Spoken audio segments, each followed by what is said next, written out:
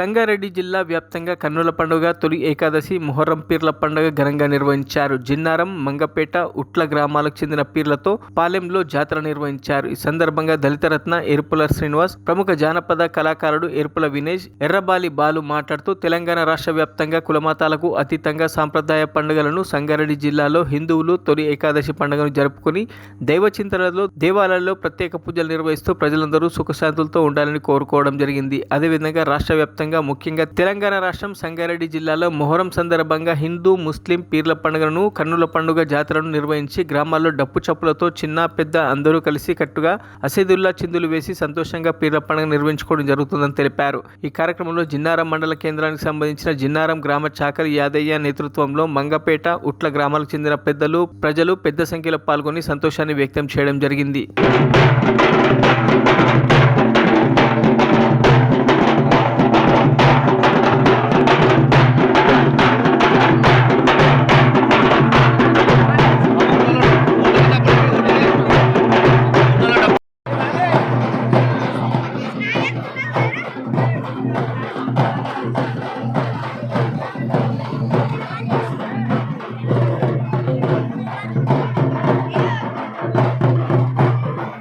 మరిన్ని అప్డేట్స్ కోసం మా ఛానల్ని సబ్స్క్రైబ్ చేయండి.